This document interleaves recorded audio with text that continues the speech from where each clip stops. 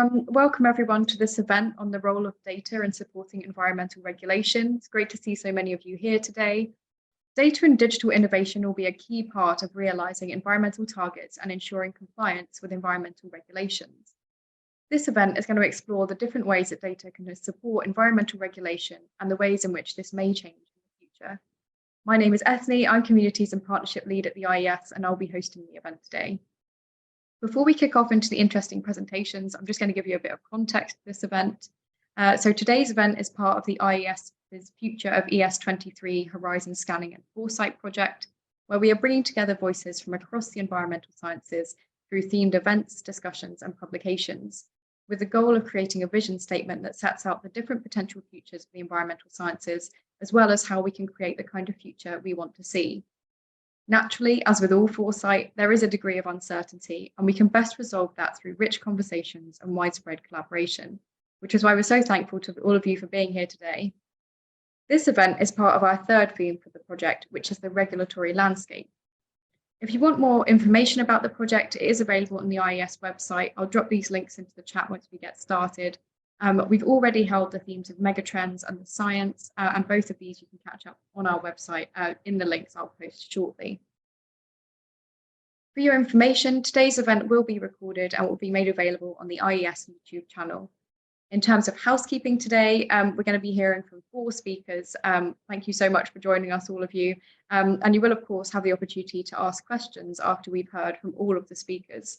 You can submit these at any point during the event using the Zoom Q&A function, which is usually at the bottom of your screen. Please note that if your question is for a particular person, please do specify that in the question so that we know who to direct them towards in the Q&A function at the end. So as I mentioned, we're delighted to be joined by 4 speakers today, and I'm now going to introduce, I will introduce each before their presentation. So first up, I'm really pleased to introduce Dr. Cathy Maguire, who recently joined the Office for Environmental Protection as Head of Assessment, with a focus on monitoring, critically assessing and reporting on government's progress in improving the natural environment. Cathy has over 20 years' experience in developing knowledge that supports policy and decision-making, and has worked in the public and private sectors, academia and civil society. Today, Cathy will be talking about effective monitoring to improve environmental outcomes. Thank you so much, Cathy, and over to you. Okay, thank you, Ethny. I'll just share my screen. So as Ethny said, I'm from the Office of Environmental Protection, and I thought I'd say a little bit about what the OEP is, because it's a relatively new organisation. So it was created in November 2021 under the Environment Act. And one of our main functions is to protect and improve the environment by holding government and other public bodies to account. So we do that through a range of different functions. We review and report on government's progress on meeting environmental goals and targets, and that's really what I'm going to focus on today. We also monitor and report on the implementation of environmental law. We investigate complaints about the application of environmental law, and we enforce compliance with environmental law where it's needed. And we also have an advisory function where we advise government on proposed changes to the law and other environmental matters. But under the Environment Act, there is a duty to cooperate with the OEP. So for public authorities, when we make requests for information, etc., they have to respond to that. We also work on a timeline when we're looking at assessing progress in meeting environmental goals and targets that is set down in law. So the government DEFRA report on their progress against the environmental improvement plan, and so they issue that report every July, and then we have 6 months to provide an assessment and respond to that. That goes to Parliament, and then there has to be a response by government. So that's the kind of context that we're working, the legislative context that we work in.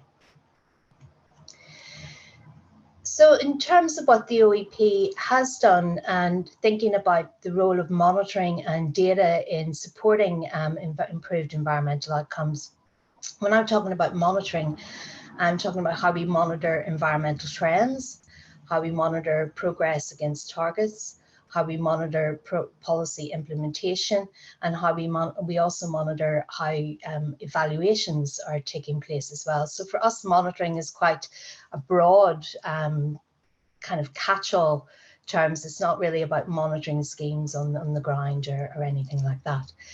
So what the OEP has done to date, it has produced its first environmental improvement plan monitoring report. That was in January this year. And again, in legislation, it sets out some of the things that we must consider in this report, although we can go beyond that. So we must look at things like the government's annual progress report to provide an assessment that looks at in-year progress as well as a longer-term perspective. But we can look at other reports or information that we consider appropriate.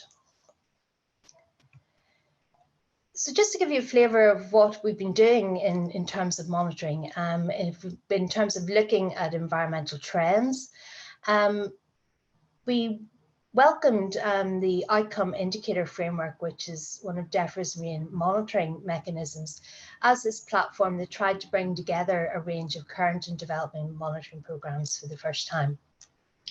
But the OIF was designed with a particular conceptual framework. It was designed for a particular function. It focuses on environmental outcomes. It was not set up and designed to monitor progress against the EIP targets.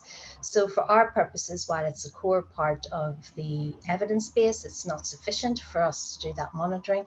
So we need to complement it with other types of indicators and information.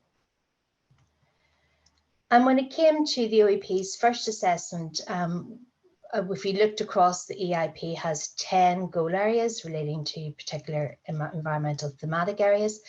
And we were able to actually bring an assessment, to do an assessment around things like marine protected areas, healthy soils, resource productivity, exposure to transport noise were particular gaps. And then trying to think about how you do things from an in-year perspective as well as longer. Actually, a lot of the available indicators did not have updated data. So, being able to do that in-year monitoring wasn't really as possible. And then when it came to targets, and again, the detail of the data gaps is set out in the report. When it came to looking at environmental targets, we focused on 23 of those in the EIP. And again, around 9 of them we weren't able to make assessments because of lack of monitoring data, with the goal around thriving plants and wildlife had particular data shortcomings. And a lot of this is to do with the things like the timeliness of the data because of the longer term reporting cycles that you often have to do with biodiversity. So what we did there was identify what we thought was some of the key areas for improvement when it came to kind of monitoring data and indicators, that we needed things that represent the breadth of the natural environment, that all of these goal areas or thematic areas needed to be covered by suitable data and indicators, and they're not. And again, this mismatch between what was seen as one of the main reporting frameworks, the OIF, and then the targets. So the targets really need to have aligned indicators and data, and at the moment that isn't the case for all. Then there's also a big issue with timeliness, in that data really needs to be processed and published in a timely manner, and that data processing should enable the use of the most recent observations where it's still robust, because again, that's not always the case.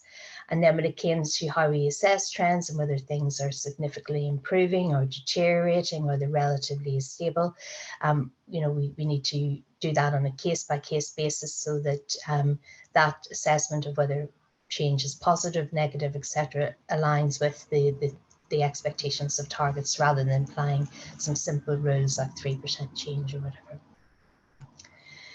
And then we also looked at environmental stewardship, and environmental stewardship was considered to encompass this range of building blocks, but I just want to focus on one, which is really around this monitoring, evaluation and learning. And again, what we find that when you looked at the monitoring data, the reporting on policy implementation, some of the weaknesses in those or things that they weren't designed for that particular function, particularly the OAF, made it difficult actually to assess progress. And what we can see when it comes to this kind of evaluation perspective and monitoring of evaluation, there really isn't an approach which translates these updates into effective learning, really, and how monitoring and evaluation of progress is translated into policy development and delivery. We've also looked at the implementation and post-implementation reviews of environmental law. And post-implementation reviews are quite important because the whole purpose of trying to do these monitoring and assessments is to improve environmental outcomes. And you need to know what works. And so that's why post-implementation reviews play an important part in the evidence base. And in this analysis, we focused on reviewing and reported processes that also included the ones that are replaced the former EU reporting requirements. And so we find that in over 40 cases, DEFRA has not published these post-implementation reviews where it was legally required. And this is not a unique story to DEFRA, it's also a similar picture across other government departments. And there was also a lack of transparency around non-publication, around why these reviews weren't carried out, or if they were, why they weren't published, etc. It's very difficult to get that information. And so from our perspective, combining these post-implementation reviews with wider monitoring of environmental pressure, state outcomes, etc., enables us to have a better evaluation of progress and a better and stronger evidence base. But that's what the OEP has done to date. So what I also wanted to share with you is where we're going, because as I said, as a relatively new organisation, this has only been done once. And so there's a lot of scope to build and develop on that. And that's what we've been doing a lot of thinking about. And so when we look ahead, it's not just about how do we better improve the kind of monitoring data evidence base that we've been using, but also what do we actually really need in order to do these assessments. And so the context in which we're doing this is changing. We know that the policy landscape is continuing evolving. We have a particular role in looking at the EIP, but there are a lot of key related policies, strategies, mechanisms, stuff whose details are only coming out now that we need to bring in, take into account. Governance arrangements are changing. Environmental governance in England is very complex, very fragmented. And so we need to be looking at that and seeing how, in what way does this play important roles as barriers or enablers to progress. And so the type of knowledge that we need to be able to do that is also changing. And when we look at environmental outcomes itself and then the challenges, the environment and sustainability challenges, one of the things that the OEP can do is basically provide advice on how to improve and strengthen actions and where are the opportunities for improvement. So that's something we want to do more of. And when we look at the challenges, we know in terms of responses, whether they're government or from all parts of society, we need a step change in both the urgency, depth and scale of these responses to meet things like the environment, biodiversity, resource and pollution challenges. So our understanding, as our understanding of environment and sustainability challenges has evolved, so does how we have to do these types of assessments of progress. I mean, if you think back to a few decades ago, environmental issues were seen as much more kind of linear cause-effect. The focus was on point sources, local, and so there quite often regulations were put in place, monitoring systems were set up, these produced data sets, a particular indicator, and they'd be the main tools that were used to do this. But now we know environmental issues are much more complex than that. They're systemic in their causes. There's a lot of interlinked variables and outcomes. You don't have these necessarily linear cause-effect types of relationships. And that means that in terms of monitoring and assessing progress, we need to go beyond these kind of data sets and indicator approach. So they're still at the core, but we also need to complement that with things like environmental economic accounts, which look at the relationships between the environment, the economy and society. When you think about the consumption perspective, we need to look at things like practice-based knowledge. So to try and answer that question of what works well. So what's actually happening on the ground, recognizing that quite often these things are context specific, but there's learning that can come from that. We need to look at things from systems perspectives as well, because when you look at what is at the root of all of most environmental pressures, it's related to how we're meeting our needs for energy, food, mobility, shelter. And we also need to bring in much more forward-looking information and foresight in order to provide a more robust outlook of where things might go, because quite often these type of assessments can be more retrospective, and the monitoring type data gives us a retrospective analysis, but it doesn't always give us a forward-looking perspective, although it can inform that. So what we're moving to at the OEP from what has been done to date is what we would call a much more integrated assessment approach. And integrated assessments are a discipline in themselves, and studies of what makes effective assessments has highlighted certain characteristics, so credibility, saliency, legitimacy. And what that means is that the assessments need to be robust in terms of their underlying methodologies. They need to be relevant, really addressing the issues of concern, and they need to be legitimate in that they need to be seen as unbiased, they need to be transparent in how they do that, and they need to also address and take into account stakeholder perspectives. And so for us, then these assessments also have these characteristics, and this is what we're aiming to do, in that while we have provided assessments against all of the EIP goals, so those thematic areas, we will do this within those, but also across those. So looking at these critical interlinkages. We also need to look at things across different geographic scales, because our assessment focuses on England and Northern Ireland as a whole, but obviously we want to be able to put those things in context. And we know for things like, say, some air quality data, that if you look at things at an aggregated national level, that gives you one picture, but then it's the level of variation underneath that is something quite different and gives you a much greater picture of vulnerability, impacts, etc. We also need to address, as I said, the past, the present, and the future in this work, and we want to be informed by stakeholder perspectives, because obviously if we think about identifying opportunities for responses and actions that could be taken, what stakeholder perspectives are quite important in the feasibility of that. We need to be multidisciplinary in how we're analysing things, and for the benefit of policy and decision making, and also to be transparent, because everybody brings their own values to this type of work. We try to be objective as possible, but we're all just people, so we have certain values and views, so we need to be transparent about those kind of our frameworks that we're using, the assumptions that we make, the levels of uncertainty around the work that we're doing or the evidence base that we're using. So this takes us from thinking about monitoring, really, something like an environmental improvement plan. It's not something where you just do a few months of analysis, produce a report, stop, then restart again. It becomes an ongoing process.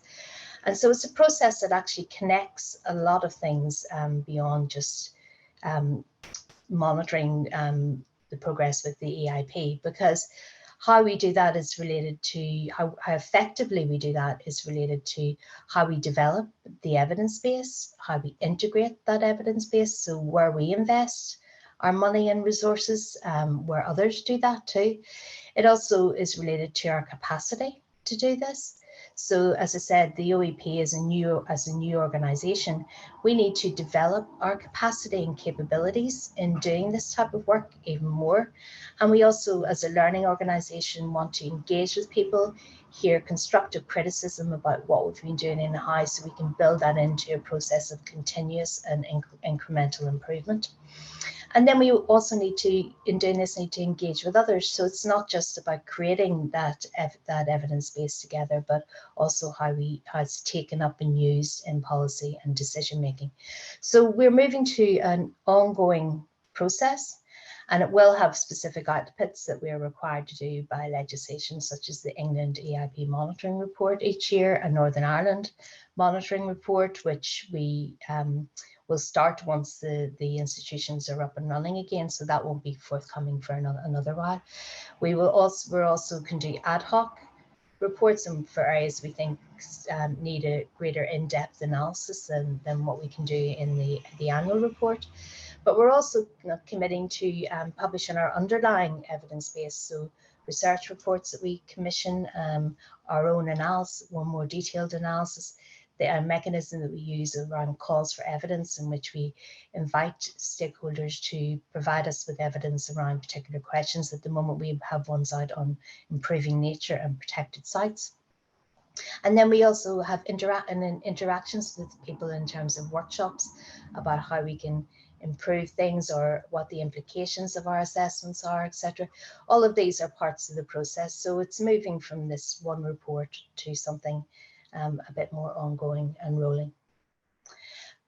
We're being quite ambitious, but we also need to be pragmatic as well and recognize that this is something that will develop over time. So we know where we want to be in 5 years, but it will take us some time to get here. And we have identified 4 areas in which we really want to strengthen the work that the OEP does and strengthen the EIP monitoring. And so this is bringing an improved understanding of drivers and pressures. And as I said, when we think about drivers, a lot of the driver stuff is not always captured in environmental statistics or data sets or monitoring programs. So we need to think about how we actually analyze those. We want to use greater use of forward-looking information and analysis. So again, this is not always things that are produced by government or by the statistical system, and much more qualitative in nature. So again, we need to think about how we use that type of evidence. We want to improve the understanding of interlinkages, synergies, and trade-offs. And again, some of these interlinkages are not things that are necessarily well captured by the regular kind of environmental statistics that are produced. And as I said before, we want to bring much more response solutions orientated evidence into our reports and into the table. And again, some of these can be around policy evaluation, but they can also be around initiatives and case studies and things like that. So the evidence base that we need to use to be effective here broadens and broadens beyond kind of monitoring data and regular indicator sets. So in terms of our monitoring reports, what will be different now from this first one is that we will address this wider context for achieving environmental goals. So what are these key drivers? And a lot of them are socioeconomic factors that really influence environmental outcomes. We will do this more integrated assessment of each goal area or environmental theme, in which we're looking at trends, progress towards targets, and responses, particularly focused on policy and governance, but also aspects like management as well. We're going to do an in-depth analysis of selected topics, and this year we're focusing on improving nature. And so that's why the presentations from the other speakers and the discussion today will be really helpful and interesting for us in that regard. And we'll make the difference between these kind of more in-depth assessments and then what we do in goal areas is also what we focus on. And we've chosen this improving nature theme and the thriving plants and wildlife goal in the environmental improvement plan, because it's the headline goal, the apex goal, and all other actions under other goals are meant to contribute to that. So this also provides us an opportunity to look at that goal in terms of not just progress in terms of the targets related to it, but what are these key interlinkages and synergies and trade-offs with other policy areas? So we'll be looking at doing some policy mapping, look at the whole policy mix. It also enables us to look much more in depth at kind of the barriers and enablers to achieving these goals. And again, there's some key mechanisms like biodiversity net gain, which Emma will talk about, and stuff that will be foreseen as critical to achieving these goals. But a core part of what we will do right across everything is looking at the quality of the evidence base, because that is one of our key kind of analytical focus. But what we're also going to do is bring much more summary assessments to make what we're doing much more accessible and easy to understand and quite intuitive for policy makers and politicians. So we will bring these at Go level. We will also be able to look at them in terms of the big picture and what does this mean, and analyse it from cross-cutting themes. So what does this all look like if you look at it from an environmental health perspective, or risks to human health and well-being, or if we look at it from a kind of green economy perspective, or a natural capital perspective. And again, you know, here in terms of summary assessments, we will bring this overall picture of evidence gaps and how they can be addressed and what kind of monitoring and stuff needs to be in place. But when we're doing this type of work, you're going beyond just an interpretation of data sets, indicators, etc. And you bring in probably much more use of expert judgment, and that's perfectly legitimate to do. But what we need to do is be very transparent about when and how we're using that and to what degree. And I think particularly when it comes to the use of more forward-looking information, where in some areas like climate, energy, transport, there are much more model projections because you have individual models or integrated assessment models. But when we think about areas like biodiversity, we don't have that same kind of quantitative evidence base. There's a lot more around qualitative scenarios and explorations of potential futures and things like that. And so interpreting what that means in terms of an outlook is more subjective and more use of expert judgment. So as we do this, we will be very transparent about how and when we're doing it. And we were using this kind of framework to think through this stuff, to make sure that what we're doing is, as I said, robust, transparent and accessible. And I mean, I worked at the European Environment Agency, and I've just come from there really. And we use this framework to look at this kind of different phases of knowledge development to support the policy process. Now, in reality, it's not linear like that at all. It's much more iterative. And actually, as we're thinking here about how the OEP develops environmental improvement plan monitoring in its coming years, you almost start at the end. Because the first question is, well, actually, what do we need to know to be able to do this? Then what assessments do we need to know? What information, what data, and feeding back to what kind of monitoring is required to deliver the needed data? And as I said, as we take these broader perspectives in the assessment than just looking at trends, targets, specific indicators, we do need kind of different monitoring data. And it's not just about what we do, but also about how we're doing it. So again, we want to improve the transparency and accessibility of what we do and our underlying evidence base. So we've been engaging with the Office for Statistics Regulation around voluntary adoption of the Code of Practice for Statistics. Now, the OEP is not a producer of official statistics, but we will be a producer and user of evidence. And so we're thinking about how to apply this code to where we use official statistics or monitoring data, etc., and recalculate it in ways so that we're very transparent about what we've done. We've documented all of that, but we also will be using this at an assessment level, because these three kind of pillars around making sure things are trustworthy, that they have high quality, and that they add value is really important at all levels of our assessment, not just from indicator level, but right through to the whole thing. So for us, when we think about how we can put in place and have effective monitoring to improve environmental outcomes, we have some challenges and opportunities here. I mean, for us, assessing progress within year, which we have to do, as well as in this kind of longer term perspective, it requires us to build an evidence base and understanding which really goes beyond just monitoring progress against targets. So that means that while things like the outcome indicator framework are a very important part of that monitoring and evaluation framework, they're not enough. And as I said, we're not criticizing the OIF for doing something, for not being able to do something that it wasn't designed to do in the first place. But it does mean that we need to complement it with much more information on drivers, pressures, enablers, socioeconomic aspects, forward-looking information, etc.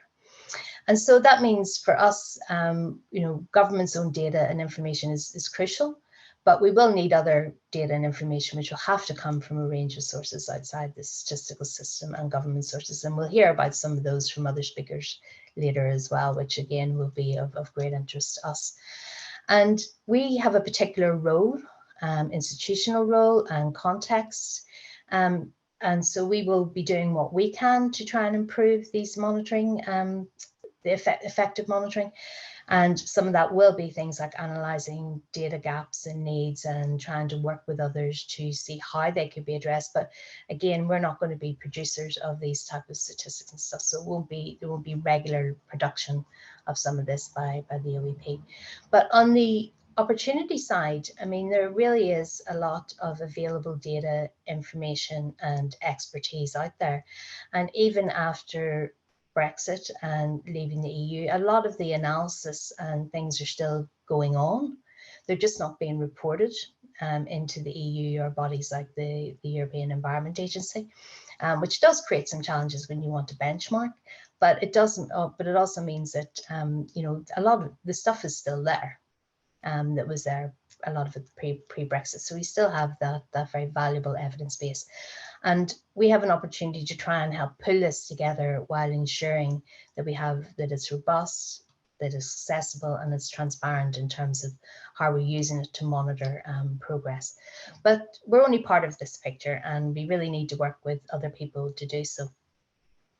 And so just a final thought on that is that, you know, as we see kind of systems perspectives coming more to the fore in policy and in analysis, it's also useful to think of ourselves, really apply that to ourselves and think of ourselves as part of this wider knowledge system and a wider system of actors that are really trying to put effective monitoring of progress in place to drive in improved environmental outcomes. So when we think about this from a knowledge system perspective, we can think about, well, what are the outcomes here that we really want? And so in order to have them, what do we need to put in place? So that can be things like open access, knowledge co-production, building our capacities. Who are the key actors that need to do this and where should we focus? So what are these priority areas that we need to develop this all a lot more? And so in doing this, I mean, we've been thinking, as I said, I've shared our plans on what we've been thinking about how we develop all of this. So it requires us to look at what we do, but also what others are doing and how we can all work together to try and improve environmental outcomes through effective monitoring. So I'm going to stop there. Thank you. Thank you so much, Cathy. That was really interesting to hear about the work of the OEP and some of the key thinking that's going on in the organisation, particularly around the kind of integrated assessment approach and, of course, the systems thinking principles that you're trying to build into your work. Of course, the ISO have been champions of that approach, so it's great to hear. Please, all the attendees, put your questions for Cathy in the chat. We will come to those, or in the Q&A function, sorry, we will come to those at the end of all the presentations. Thank you so much, Cathy. We'll now move on to our next speaker. So next up, we're going to hear from Emma Clarke, who will be talking about the implementation of biodiversity net gain and local nature recovery strategies. What data is needed to ensure BNG and LNRS deliver for nature? Emma is a policy officer at Wildlife and Countryside Link, a coalition of environment charities in England. She covers sites and species policy and land use planning policy for Link. She was previously a marine biologist conducting analyses of oceanic acoustic data to monitor cetaceans. Thanks so much for joining us, Emma. Over to you.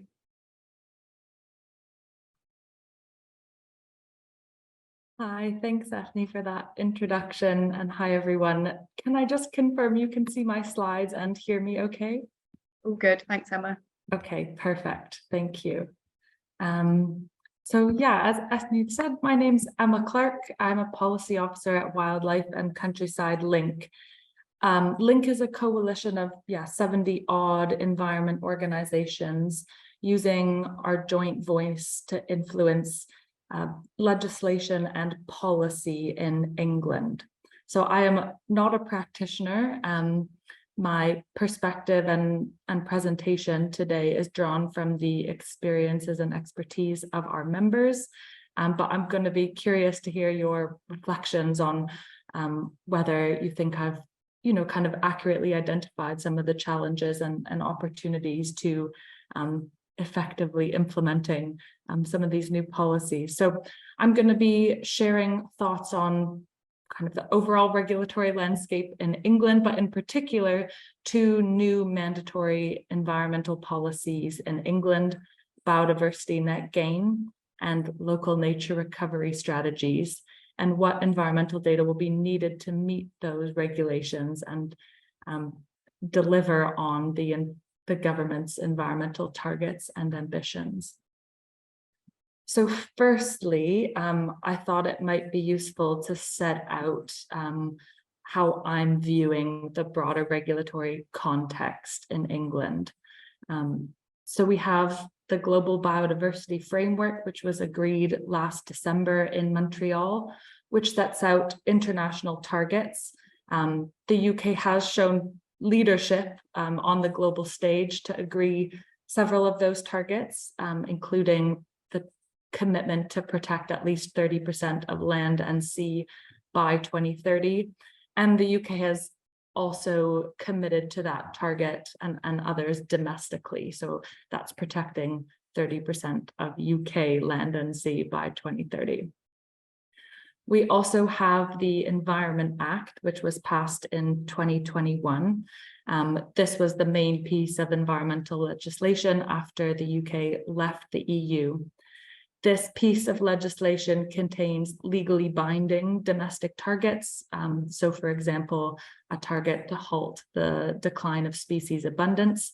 And it also contains various targets around soils, clean air, etc. It also introduced new environmental policies such as biodiversity net gain and LNRSs, which I'll speak more about, and of course the OEP, which we just heard about from Cathy. Finally, I just wanted to point out the Environmental Improvement Plan, which I'm sure you'll be familiar with, but it's the second iteration of the 25-year Environment Plan. This plan for England contains, again, the legally binding targets, but it also contains interim targets to meet those overall legally binding targets. It contains additional environmental commitments, including some read through from the Global Biodiversity Framework, such as the domestic target for 30 by 30. And it includes the policies that will be needed to achieve those environmental targets and commitments. Although, of course, there's another conversation about whether the policies will actually achieve those targets and add up. And there's, of course, other bits of relevant legislation and policy, the Levelling Up and Regeneration Bill, the Retained EU Law Bill, regulations around irreplaceable habitats. But I'm going to be starting from this basis and happy to answer any questions the best I can afterwards. So the 2 new environmental policies in England introduced by the Environment Act, which are key mechanisms to meeting environmental targets and commitments if implemented well. So local nature recovery strategies, or I'm just going to refer to them as LNRSs from here on out. Again, were introduced by the Environment Act, and the regulations and guidance are also recently published. These will be local spatial strategies for the improvement and restoration of habitats in a local area. They'll be formed of a statement of local biodiversity priorities and a habitat map of the local area, which will identify existing important places for nature and nature recovery opportunity areas. They will be developed and delivered by appointed responsible authorities. So this, for example, might be a local planning authority, but there'll also be significant local engagement. So there's requirements to engage and consult with other local authorities, local groups, and local people. They'll be aimed to roll out from April 2023. So I don't think that has started yet, actually. They will then have to be reviewed every 3 to 10 years. LNRSs are a really important opportunity to identify local nature and nature recovery opportunities, but They must be based on good quality data, national data sets, and informed by local environmental evidence and information if they are to be useful. There's also a sort of secondary challenge about whether a perfectly well-designed and locally relevant LNRS will actually influence decision-making and create change on the ground. But I'm going to leave that issue to the side for now and happy to chat further about it. Next, a quick introduction to biodiversity net gain, or BNG. So this new policy is an approach to development or land management which aims to leave the natural environment in a measurably better state than it was beforehand.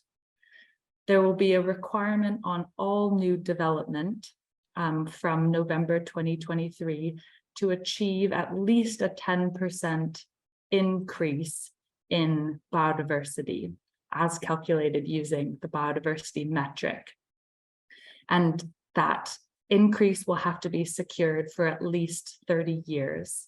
So the assessments are done using a biodiversity metric, which measures the presence, extent, and condition of habitats. And then there will have to be a biodiversity gain plan that's created to show how that net gain will be delivered, whether that's on-site or off-site, whether that's by the developer, whether that's by an external habitat provider, or whether that's done off-site. So there'll also be a market that's created to sell biodiversity units for developers to buy if they're not going to be delivering that biodiversity gain themselves.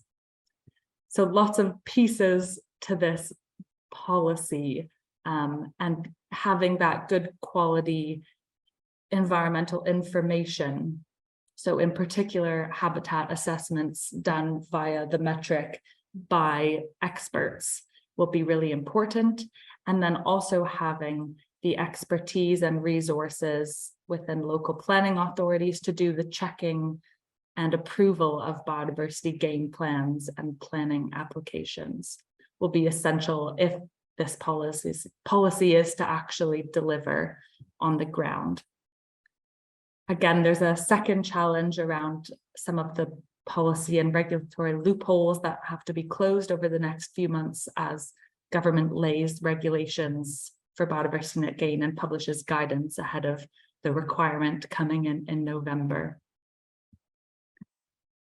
But I'm going to focus again on the environmental data side of this. So for both local nature recovery strategies and biodiversity net gain, if they are to be effectively implemented and genuinely contribute to achieving the environmental targets and ambitions, we do need that good quality and appropriate environmental evidence, a robust environmental information infrastructure. So here I'm thinking about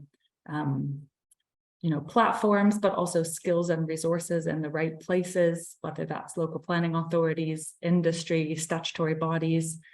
And finally, that the environmental data is actually used in decision making. So for example, in local nature recovery strategies, there'll be a requirement on central government to share nationally held data sets with the responsible authority who's producing the strategy. But as I'm sure you know, these can be out of date. They can have gaps in coverage of area or species. There are other national data sets, of course, and local data sets held by, say, the NBN Atlas or local environmental record centers or local ENGOs. Again, these can be really useful, but they have to be appropriate, they have to be high quality, and they might be challenging to actually access, whether there's permissions required or costs required to access those data. So it's really important that the responsible authorities have the ecological and environmental skills and resources to go out, find that environmental information and actually use it when developing the LNRSs to make sure those local biodiversity priorities and the mapping of local habitats and nature recovery opportunity areas are accurate and done well. For biodiversity net gain, I think, the importance of environmental data is also clear in understanding the wider context, in understanding what might be lost due to a particular development, and then in understanding what and how biodiversity net gain might be delivered. As well, the scrutiny of those assessments and of the biodiversity plans is really important. Then there'll be a secondary piece about the monitoring of those gains over the 30-year period to make sure it's actually delivering as expected. So I think, yeah, there's some common challenges about the availability of good quality environmental information. First of all, it's great that both these policies are evidence-based, but of course the quality of the policy and the outcome depends on the quality of evidence and information that's being fed into it. A second big challenge around the skills and resources to collect environmental data, to maintain it, and to analyze it and actually use it. And then finally, the use in decision-making and in policy-making. And I think this is not just down to skills and resources, but also I think we need requirements and to kind of raise awareness about the importance of using environmental data. I think there's some common opportunities as well. So these policies, again, being evidence-based, are really good opportunities to raise awareness about the importance of environmental data, not just in particular decision-making, so say the design of a net gain intervention or identifying important local nature areas, but also the wider design of policy making. Is the policy being effective overall across the country? Linking in with some of the reporting that the OEP is doing, is the policy contributing to positive environmental outcomes and achieving the government's environmental targets or ambitions? Or does the policy need to be revisited and tweaked so that it does actually contribute to those environmental outcomes? There's also a common opportunity here to strengthen and build the environmental information infrastructure in England. So I think that is especially locally identifying and filling gaps in area coverage or species, collating local data sets and information via local nature recovery strategies. There would be going to be site-specific surveys via biodiversity net gain. There's also investment in skills and resources, especially at the local planning authority level, where there's a lack of ecological skills and resources, but there is some investment coming by central government specifically to do local nature recovery strategies and biodiversity net gain. So how can we capitalize on that investment? There's also some work from central government. There's a natural capital and ecosystem assessment program. There was a really useful report a few years ago from the Geospatial Commission, which mapped out the species data pathway. And so those sorts of things, I think, from central government, looking at data standards and looking at kind of improving the findability, accessibility, interoperability, and reusability, those FAIR principles of environmental data. And finally, I just want to touch on kind of this reuse point. So I think LNRSs and BNG will need to be based on high quality environmental evidence to make them effective, but they'll be collecting a lot of environmental data, and how can we use those data to inform other purposes? So I think one example is how can local nature recovery strategies help direct biodiversity net gain interventions in a local area?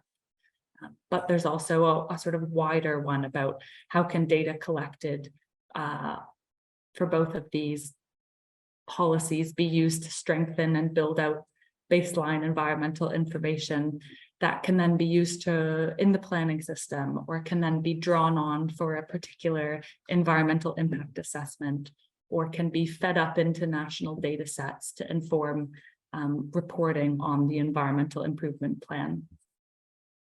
So that's just the last point that I'm going to touch on here, is kind of looking ahead.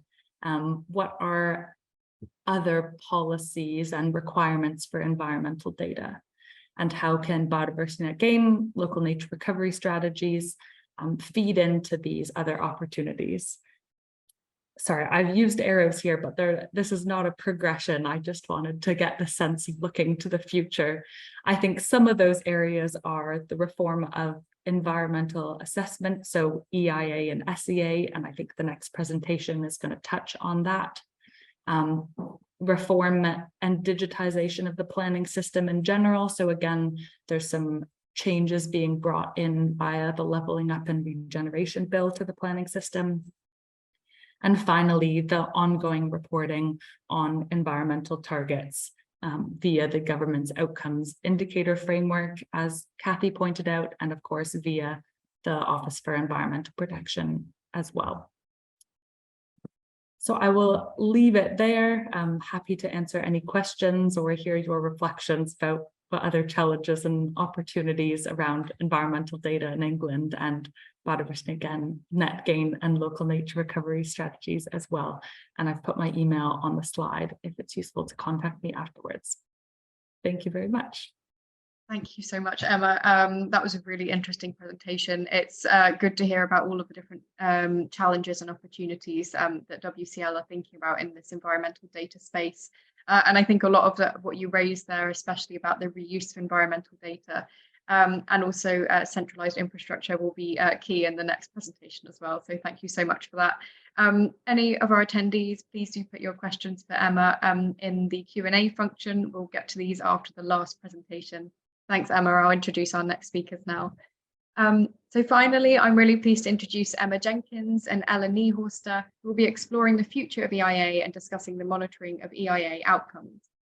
Emma is a principal EIA consultant at WSP, where she is the UK Digital EIA lead. This role involves developing the digital capabilities of environmental assessments, including the creation of digital reports and automated assessment reporting, and utilising digital tools to generate efficiencies and assessments. Ella is Principal EIA Coordinator at Binny's UK, who has a keen interest in how digital advancements can improve the EIA process. She's had experience of a wide range of projects, from large development consent orders to small committed development projects. Both Ella and Emma co-chair IEMA's Digital Impact Assessment Working Group. Thanks so much, Emma and Ella. Over to you. Thanks, Ethny. I'll just share our screen. So, hello, I'm Emma Jenkins, and as Ethny said, I'll be presenting today with Ella Niehorster, and we are both co-chairs of the IEMA Digital Impact Assessment Working Group. So today we'll talk to you around the future of digital EIA and monitoring of the EIA outcomes. So I'll just briefly take you through the proposed agenda, where we'll very, very briefly cover what is an EIA, what digital EIA is, and the associated benefits and risks associated with that. And then what an impact assessment database is and how this can help with the mitigation and monitoring of EIA outcomes. So just to start briefly on the next slide, I'll cover environmental impact assessment. I am very aware that most, if not all, will be aware of EIA, but just to kind of summarise, EIA is a means of drawing together in a systematic way an assessment of a project's likely significant environmental effects. So as you can see from the diagram, there's a number of steps associated with an EIA.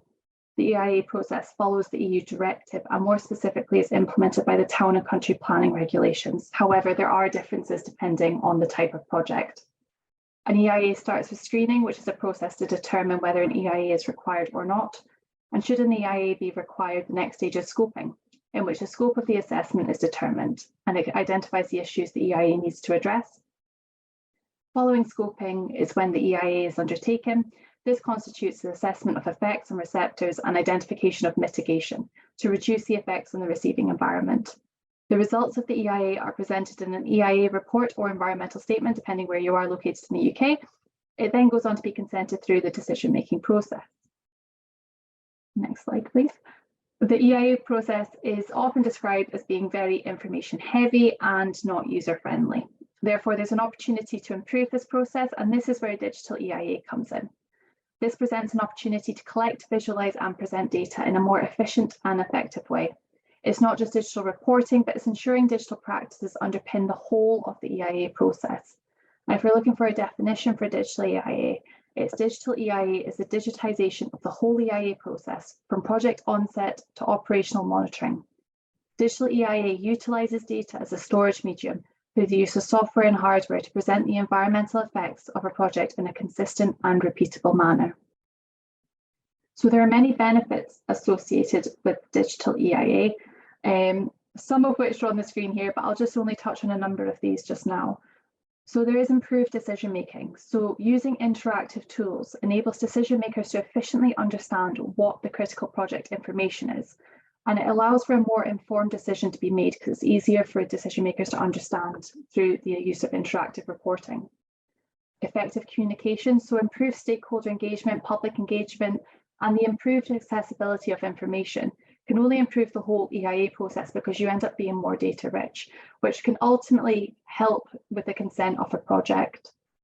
There are also time and cost savings, so efficiencies can be made in undertaking the assessments and ensuring there is a data flow from the very start of your project. This can also help automate some of the tasks within the EIA, which will help save some time. Digital EIA can also speed up the decision-making process, and it can provide cost reductions for items such as printing, provided the legislation allows for that. The interactions of these projects with the environment can ultimately ensure a better environmental outcome and better design for our projects if we're working in a common data environment, because everyone is working to exactly the same data, and ultimately it should help the outcome of our design for these projects. Next slide, please.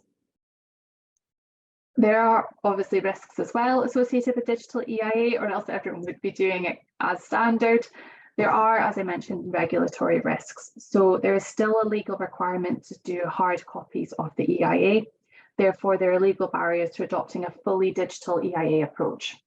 However, there are obviously talks with this at the moment, and the future of EIA is looking to be changed through governmental policies, and digital is very much seeming to be at the forefront of a lot of this. At the moment, if you wish to kind of progress with a digital version of an EIA, you still need to do those hard paper and PDF copies, so there is a little bit of duplication of effort there. In terms of time and cost, I think there is obviously needing to be investment to be able to reach a fully digital EIA. And this includes like the time and the associated costs with like creating any sort of software you're wishing to use for undertaking your EIA and setting up a common data environment. For technology and tools, there is definitely progression needed, as common systems that are often used for environmental impact assessment is Esri GIS and also AutoCAD, and the two of which don't really interface with each other. Further to this, all tools and technologies need to be future-proofed so we can retain the function for the duration of the EIA and following the EIA for a number of years until the project is built and monitored. Further communication. The communication of the EIA is not quite where it needs to be for the digital elements. So videos, animations, we're not yet using them as much as we should be, and it's not yet progressed as far enough as it should be. Further to this, there are digitally excluded populations, which would prefer the normal approach of using paper copies or PDF. So all of these things will need to be considered when taking forward a digital EIA. We also have data standards and metadata. Now, not everyone is working to a single source of trusted information. The metadata associated with these is not consistent or used at all in some cases. So guidance and standards are needed to be able to drive the consistency and efficiencies of this data use. I'll then just pass you over to Ella. Thanks, Emma. Okay, so I'm going to talk a little bit more about the data in an EIA specifically. So there's four main kinds of data that we usually use. So that's the survey data, open source data, design information, and impact assessment information. I would say that there's a bit of a scale within these kinds of data, of which are used and have better digital storage and digital collection methods, and which are a bit worse. So survey data is generally fairly good across most consultancies and most projects. A lot of people use tablets to collect that survey data, and it automatically is used within sort of GIS databases and so on. Open source data is a bit mixed, as we heard in some of the previous presentations. Some information is very readily available and some is not. But hopefully that will be improving through upcoming regulatory change. Design information, again, can be very mixed, but I'm going to skim past that one to focus a bit more on impact assessment information, which is what I'm going to talk about today. So generally, impact assessment information, so this is talking about what the receptors are, what the impacts, mitigation assigned to it, and those resulting effects, how that data itself is sort of collected and stored. In the current scenario, that's mostly done through a Word document or those PDF documents, and that information can be distributed throughout those documents. So we think that going forward, we could improve that impact assessment information collection and storage through using a database approach. So that database approach, a database is something like an Excel spreadsheet, but can obviously be something a bit more, a bit different to that as well. And the information that could be included in that would include sort of information on receptors, the mitigation, impacts, and effects. So that impact assessment database, it could look like something like the upper image, which is just an Excel spreadsheet, but you've got different columns or data fields which cover your receptors, the types of impacts you might have, the mitigation, and so on and so forth. Or you could have something that's a bit more of a bespoke software that interfaces with the database, helps sort of intuitively let people fill out that database. And that could look something a little bit like this, where you might be able to select your different receptor types. So in this example, I might be doing the landscape assessment, and I want to consider human and landscape receptors. Within that, those are residential receptors, public right-of-way users, business owners, or landscape character areas. And then the assessment itself could be completed through the use of drop-down menus, and it could interface with mapping to allow you to really see what you're assessing as you're assessing it. So for example, in this one, I'm going to assess viewpoint 3. I can assess the sensitivity here of medium, an impact of major, it's negative, the effect therefore is large, which is significant. And you could do something like this for each of your receptors or impacts or however they're grouped, and it would fill out the database in the background. So what benefits does this impact assessment database approach deliver? So it allows you to really refine the consistency in your assessment. So through the use of the field, so that's the headings in each of your columns, you can enable the requirement for everyone to fill each of those out. So for each impact, each receptor, you know you're going to have the duration, or whether that effect is positive or negative, really clearly available. It allows you to assign spatial references. You can track the progress, so you could have sort of a dashboard that feeds off it. So this is the example on the right, where you can see how each topic's progressing, and this would let you look at your program and see if you're a bit behind perhaps on the topics from where you expect to be.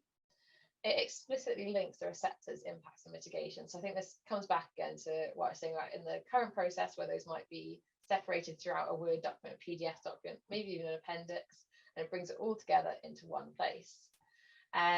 Finally, just to mention that this database approach can enable you to export into a variety of ways. So it doesn't need to be a duplication of effort.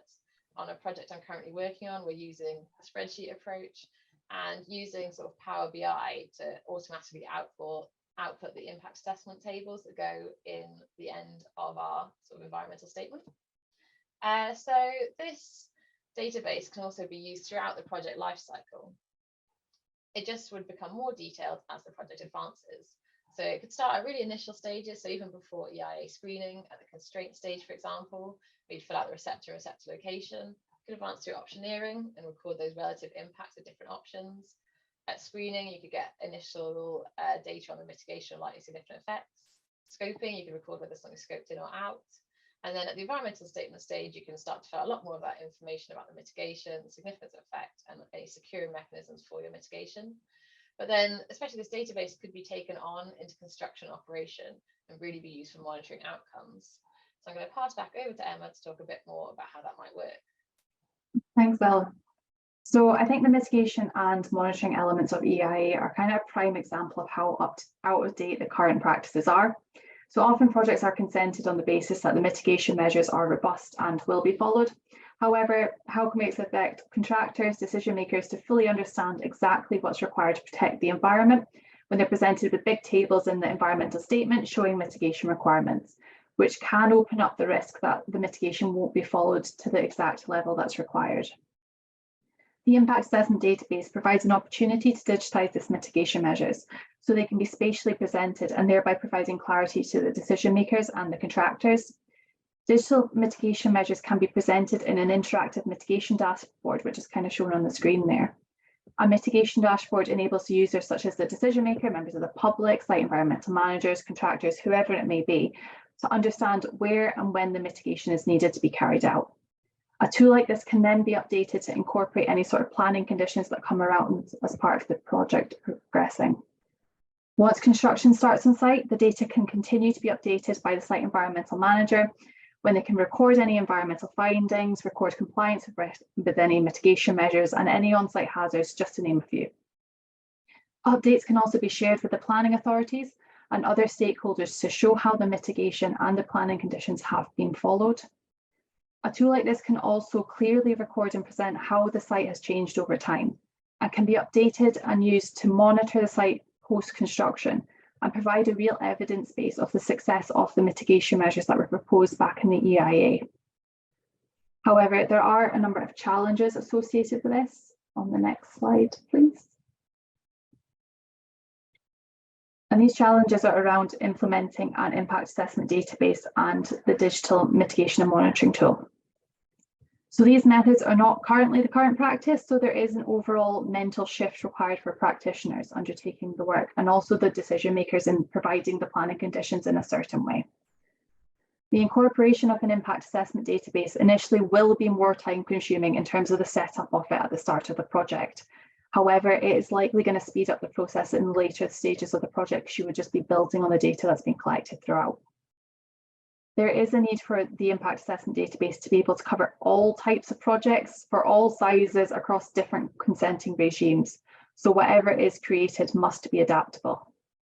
And ultimately, if users wish to progress a software type of approach to the impact assessment database, there is obviously developmental costs associated with that, the cost of which is obviously a lot less when you're doing the Excel approach. I'll now just pass back over to Ella to do a bit of a summary. So in summary, EIA needs to become more digital, and adopting an impact assessment database is a key area EIA could improve it. Adopting this approach and other digital measures can help ensure compliance with the EIA regulations. The key challenge is to ensure that the process adopted is adaptable, both for those easily foreseeable changes that we know about at the moment, for example, different kind of project types, but also for that changing regulatory environment. So the big change coming up is our potential move to the environmental outcome report in England. So the principles of the impact assessment database, I think they would still apply for EOR, but perhaps they might need to focus on thresholds rather than the significant effect. So these improvements could feed into the key principles set out for EOR, particularly about monitoring outcomes of mitigation environmental assessment, as Emma was talking about.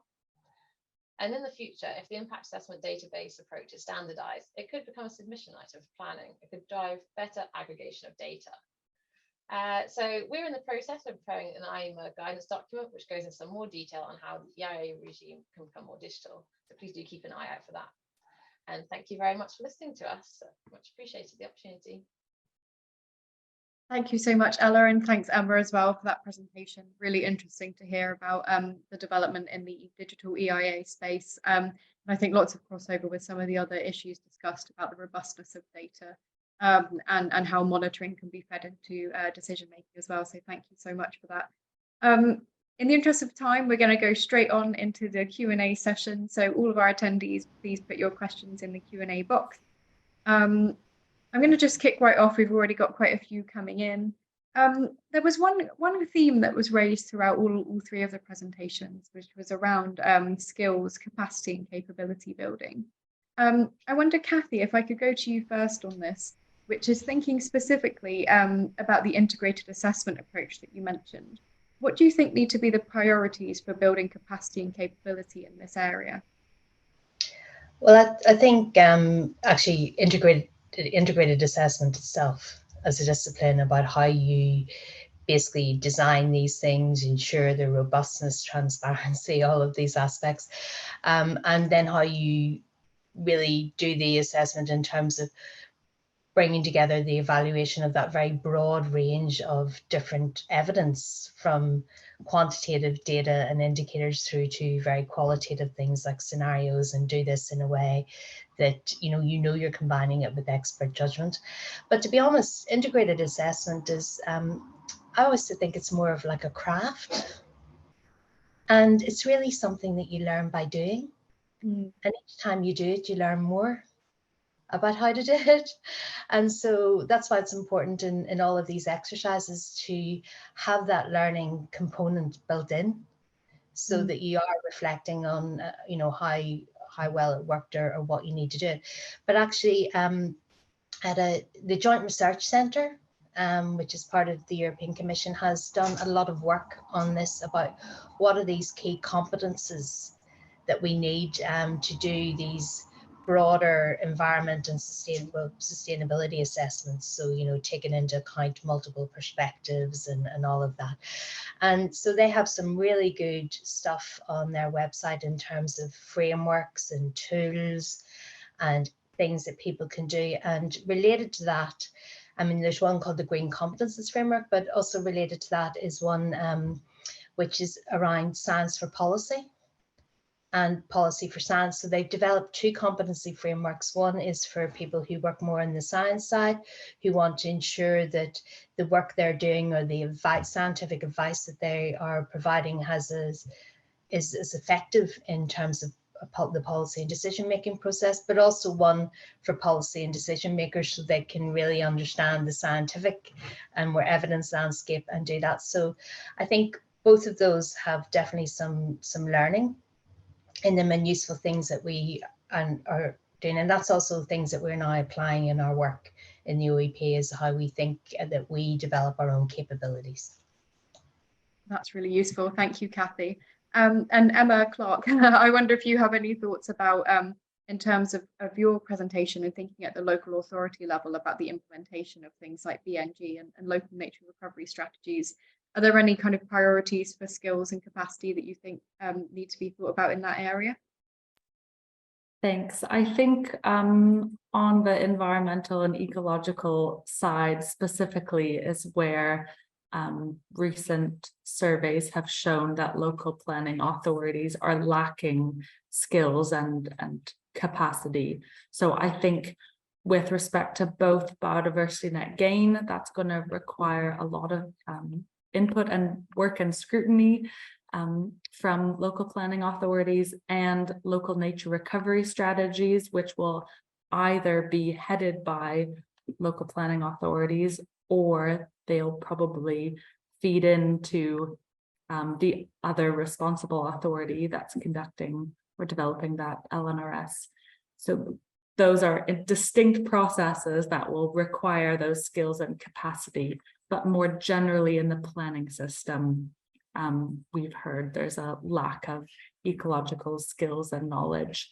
And I think that's partly down to, you know, local planning authorities are already relatively stretched. But I also think that's down to kind of ecological skills and education more generally. And I'm not an expert on this side, but I know there are people out there who are thinking what skills and knowledge do the next generation need, and how can we invest and support in those environmental skills and knowledge. Thanks, Emma. And Ella and Emma, I wonder as well, thinking about the digital EIA side of things, you mentioned there needs to be a kind of a mental shift in some of the working of practitioners in using digital EIA approaches. And I wonder, is there also skills needs on the other side, so stakeholders who are engaging with digital EIA platforms? Any thoughts on those areas? Yeah, definitely. So I think, you know, there needs to be maybe the upskilling piece with like the decision makers as well as stakeholders as well, kind of so they're aware what it is we'll be submitting as part of a digital EIA report essentially.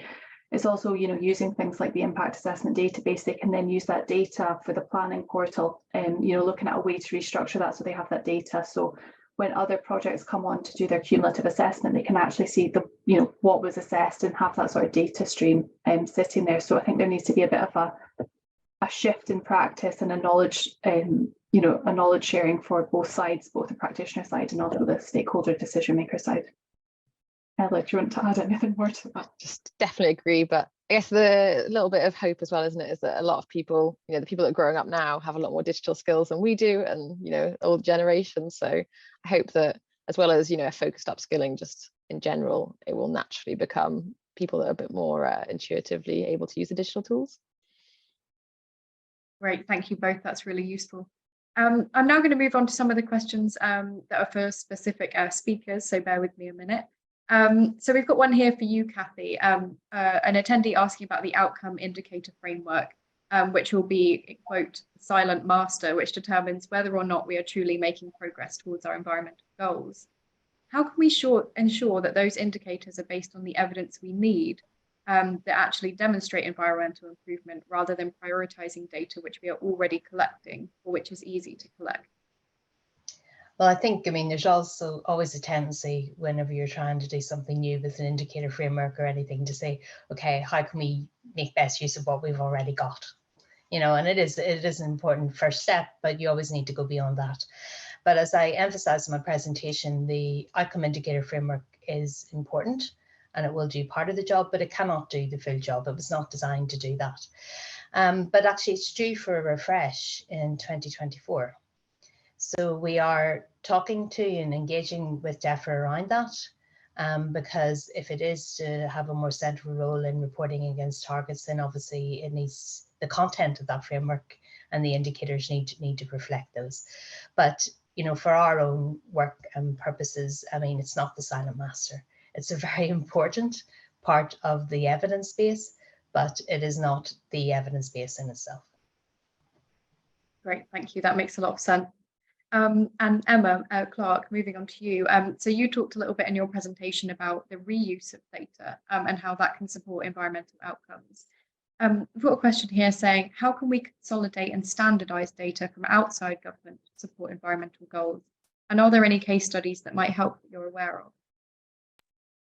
Thanks. I think there's a few ideas here, and I'm sure there are others.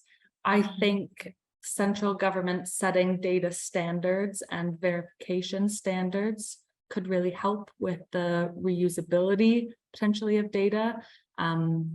The Geospatial Commission report on species data suggested a certification system.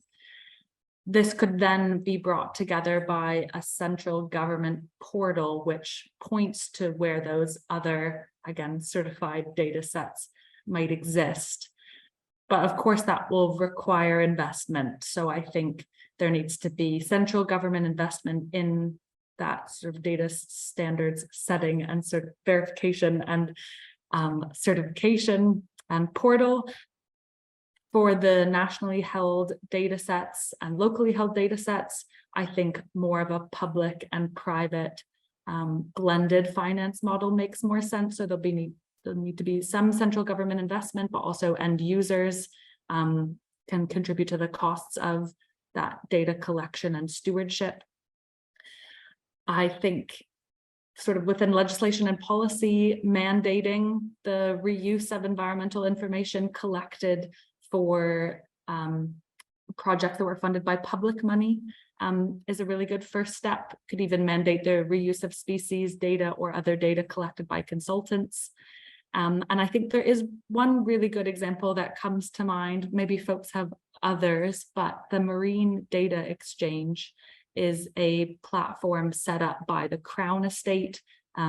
Again, sorry, this is marine data specifically, obviously not terrestrial data, but it's set up and funded by the Crown Estate, and offshore developers feed their data into that portal, which is supported by a team that does the kind of reassurance and quality checking, and kind of ensuring that that data is actually reusable as well as findable on this portal. So that's the best example I can think of. That's great. Thank you, Emma. Really, really interesting there. And Ella and Emma, kind of related to that question. So you talk about the impact assessment platform being able to support monitoring and kind of putting in monitoring data into that. How do we overcome the issue of commercially owned data so that monitoring information can be used to better understand the effectiveness of different mitigation measures for other organizations to use? I think it slightly relates to what Emma Clarke was just saying as well, isn't it? If it's made a submission requirement for planning or whatever regime you're going through, it would have to be made publicly available. So already, like, the information that goes to EIA or planning consent is uploaded. It's just in a format that is often hard to use or interpret. So if the requirement was changed that you had to submit that information in certain ways using those like data schemas and metadata, I think the intention would be that it is then, yeah, available to use on any project. So yeah, I think, I don't know, Emma, if you have anything to add. No, I think it's spot on. And I think, things like confidential data that you often need to collect as part of your projects, if, the, local planning authority, whoever the decision maker is, if, they've upskilled their systems that they can host this data, they can then keep that to a certain location. So they only share that with the bodies that really need it. So you can actually make it so everyone can kind of have the different data levels that they need. Great, thank you. I've got a question here that's for all of the speakers here today. So I'm going to throw it out to the room as the final question, I think. I'm sorry if I didn't get to your question. We've got a lot coming through, which is, as regulatory frameworks evolve over the next 20 years to address pressing environmental challenges, what data do you think we should be collecting now to facilitate effective regulation in the future? I'll open that out to the room. Well, I don't mind coming on that, because I tried to address that a bit in my presentation, in that, I think it depends on what your objective is. If you just want to measure outcomes, or if you really want to understand why we have those outcomes. And for me, I think it's really important to not just think about outcomes or performance of particular measures, but to have that understanding. And so, as I said, that often means we need to put environmental information in this broader socioeconomic context, in a broader, longer time frame. We need to think about things like upstream drivers and how they result in pressures and things, and then as well as the effectiveness of responses. And I mean, that goes beyond just policy responses. And obviously there are well-established approaches for looking at policy effectiveness, but then having ways of finding out how maybe management actions, again, what works. So that requires us to draw things from environmental science as well as policy evaluation, and bring all that information together. And it does create challenges, because a lot of things, particularly around responses, are context specific. So what might work in one place may not work. So how can you draw some general principles? So I don't think anybody's got the answer, but what work we do is certainly progressing this. So as we look at, kind of government and societal objectives around the environment and their ambitions around the environment, then what do we need to know to really understand how we can deliver those outcomes? So some of the things I mentioned, I think, are pretty fundamental. That's great. Thank you, Cathy. Emma, did you want to come in? Yeah, I was also just going to add to that I think, in terms of the data you're collecting as part of your, environmental assessments you're doing, so your survey data, I think that will really help in the long term, so you can understand how the species have evolved in certain areas over certain times. Also with your impact assessment database, you can really see how the mitigation measures have really helped different areas, and what mitigation measures have been successful and therefore should be used again, or which ones haven't been successful and therefore there needs another rethink going forward. So I think any data that you can be collecting at this stage will be helpful in the next 20, 30 plus years. And I think this also ties in with BNG. So if you're really collecting and storing your BNG data in a certain way, you can see how it's been successful, the 10% net gain in certain areas, and you can see if other projects will then safeguard those areas so they won't then build on that, and you can then kind of use that data going forward for any sort of planning decisions. Great, thank you, Emma. Yeah, that's all really good stuff. Really interesting. And Emma Clarke, did you want to come in on this? Thanks. I mean, I think, yeah, Cathy and Emma covered it really well already in terms of kind of outcomes, evaluating policy, to look towards that in the future. I wanted to add maybe one stretch, a bit of a stretch, but just thinking about the way that we approach environmental regulation and data, and the precautionary principle has been recently embedded in UK policy, and that's the idea, as I'm sure you're all aware, that if we don't have data or evidence, that we shouldn't not assume that there might be an impact. And so I guess we need to, I don't know, I think we need to have sort of a slight shift in when we're doing environmental regulation, but, you know, regulation across the piece, say, we always come upon, you know, as we do more collecting of environmental data, then we come upon impacts from things that we might have not known before. And that's partly inevitable, but partly I think in our policy making, we are advocating for a shift in how that's done to an approach that embeds the precautionary principle. So that, you know, there needs to be an assessment, say, before a new chemical is allowed for use in the UK, that there won't be knock-on environmental effects, rather than several years down the line saying, wow, we really need to assess the impacts of this chemical. So yeah, just kind of looking ahead in that way as well. Thank you, Emma. I think that's a really, really important point to raise, the precautionary principle there. So thank you. I'm going to end the question session there. Thank you so much to all of our speakers. They were all really excellent presentations and they fit really nicely together to explore this topic. And I hope we can continue these discussions as we carry on in the year. Thank you to all of our speakers, Cathy, Emma, Ella, and Emma. Try saying that fast. It's been great to discuss this with you today. And thank you to all of our attendees for taking part and asking loads of questions as well. It's great to see you all here. What we have discussed today is going to help inform our work throughout the year as we produce our vision statement for the future of environmental sciences, as I mentioned at the beginning of this presentation. And if you'd like to be involved in any of these discussions, please do get in touch and we can discuss how best to work together or integrate your perspective. The links that I was going to post earlier about the project, I'm just posting them in the chat now for anyone interested.